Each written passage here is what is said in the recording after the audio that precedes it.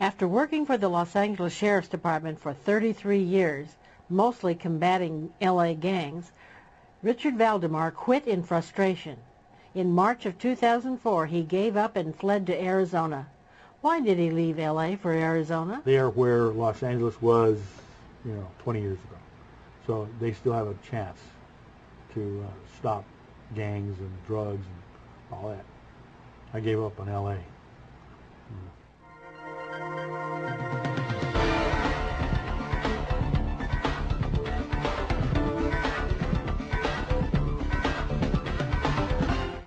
Sergeant Valdemar was disillusioned by the way politics interfered with good policing policies.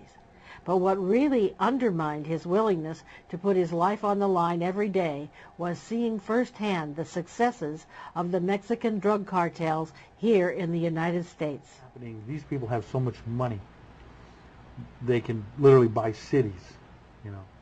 A person would arrive, middle-aged, Hispanic, with papers, good papers. He had money in Mexico. He'd buy a restaurant in the city, usually a seafood restaurant, Mexican restaurant. He'd go around to all the civic groups and invite them to have their meetings at his restaurant.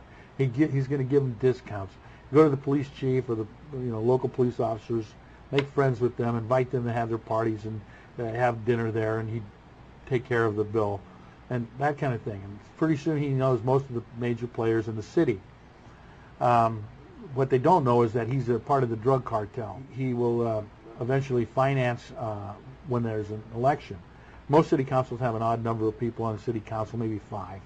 And and usually they stagger their elections, so there's 3 and 2 running at alternate times. They wait till the 3 are running, because that's a majority. When these 3 people run, they'll pump tons of money into the election. And they'll run 10 candidates for 3 offices. Most of those candidates are not really viable candidates. They're mudslingers.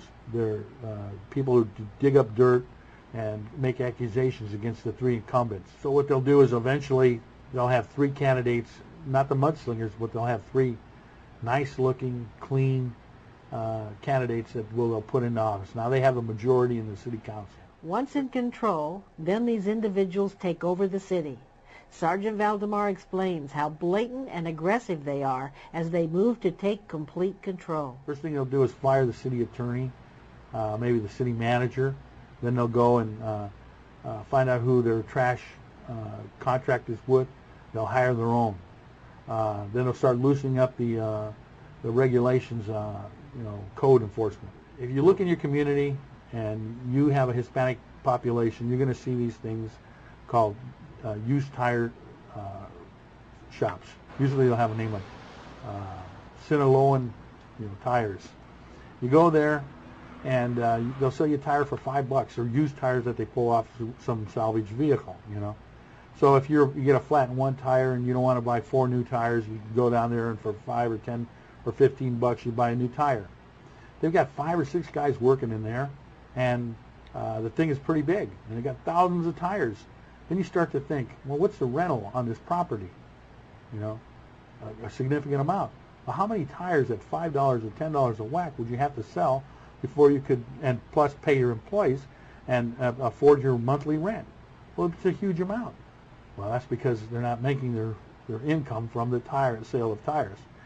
Sled shops are another one. They have the Jalisco car sales, right? And it's a small car lot run by Hispanics and catering to Hispanics, and they'll have all these vehicles on there, maybe not a lot of them, like maybe 40, 50 cars on the lot. Some of them look pretty good, but as you drive by that location over and over again during the next few years, you'll see that they rarely change cars. And that's because they're not really selling a lot of cars. That's a front. Call them sled shops, or fronts for laundering money. They're making a claim that they're making a huge income from the tire shop, from the sled shop, but they're not. They're washing drug money. So now the Mexican drug cartels have their protection of their hand-picked city leaders to use their local businesses to launder huge quantities of cash. They deposit the cash from the sale of the drugs into the bank accounts of local businesses and then transfer those laundered funds to the banks under their control. And this is just the beginning. So now they have the city council, they have the trash thing, they have now nightclubs, car repair places. These are all under the control of this guy who came in at first and set the thing up. And that's where your corruption is, you know.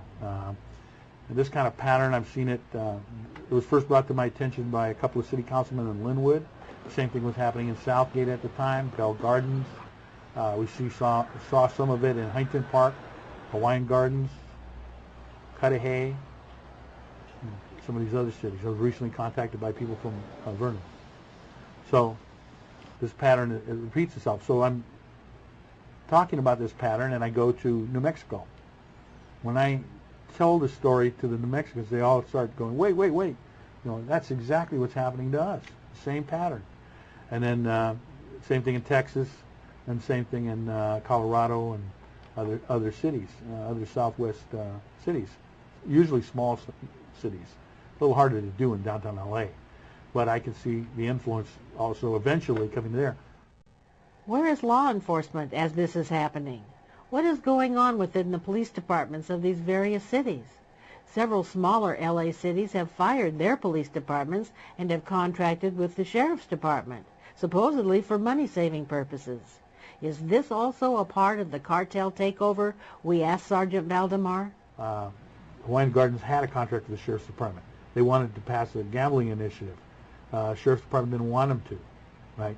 They tried to explain to them all the corruption that comes with gambling. You know, most people just see the casino. They don't see that there's prostitution, loan sharking, murder, you know, extortion, all these things going on around the casino. So we're trying to convince people in Hawaiian Gardens not to do that. They realize that they're not going to get support from us, so what do? They do away with the sheriff's department, start the Hawaiian Gardens Police Department for 1 year, right? Get the initiative passed, get the gambling through, then they cancel the Hawaiian Gardens Police Department and recontract with the sheriff.